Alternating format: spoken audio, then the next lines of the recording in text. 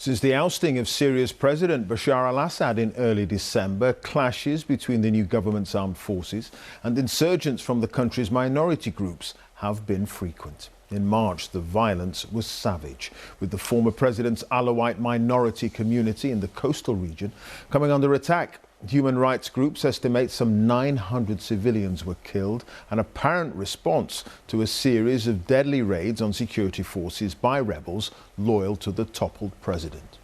Well, this part of Syria in Latakia has been largely sealed off since, but Lucy Williamson and her team has managed to visit the area and track down one of those allegedly involved in the violence. Her report includes distressing footage of the attacks. When violence exploded along Syria's coast, Sanobar was right in its path. Witnesses say more than 200 people were killed here in March by armed men targeting members of Syria's minority Alawite sect. 2 months on, many survivors are too afraid to return home or speak to us openly.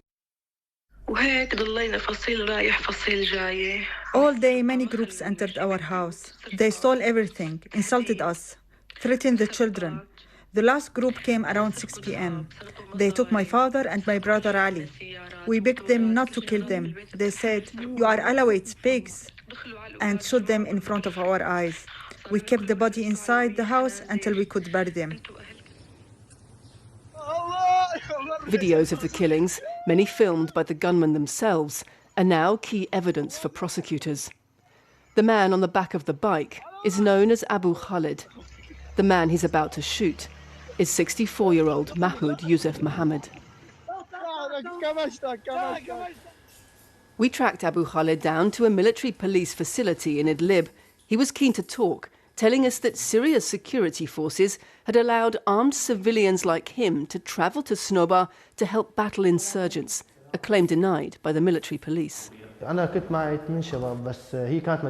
General Security Department told us not to harm any civilians, but only to shoot at insurgents who shot at us. It was a large group, and the General Security oversaw things so that no one would vandalize the village or harm the residents. He told us he had killed Mahmoud in self-defense and that the 64-year-old had been armed.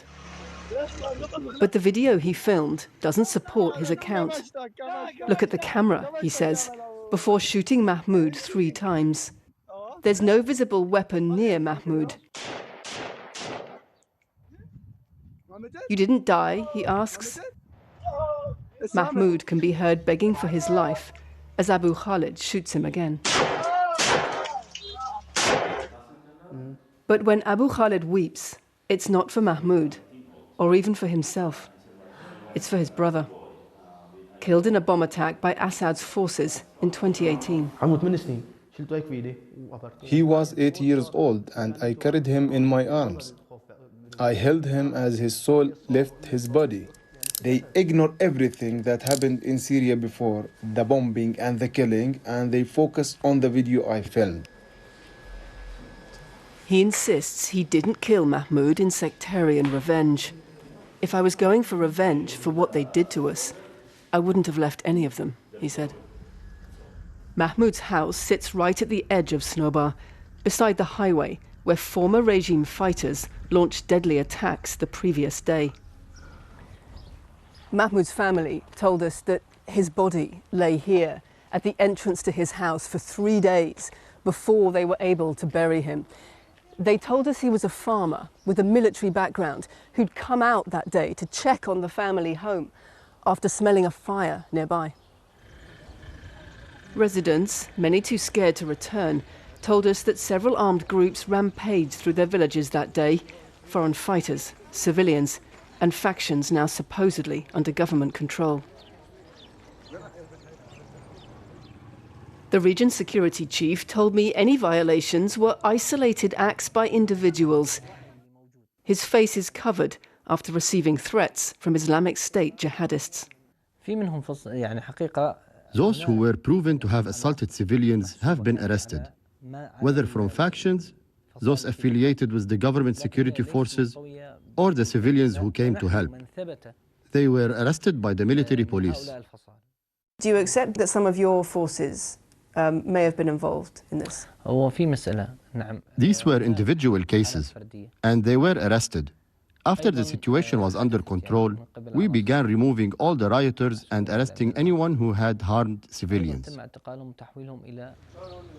Government forces are now building trust in Alawite villages by promising protection from the government's own extremist allies.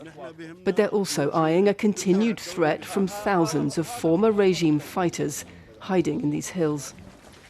Syria's stability depends on the transfer of military control, not just political power. But until a few months ago, many of Syria's new security forces were rebel fighters with different opposition groups. And the enemy they're disarming is not a local militia, but an army.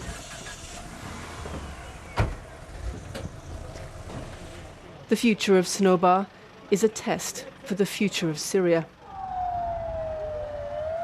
and whether its new Islamist leaders can hold this wounded country together without resorting to the repression of the past.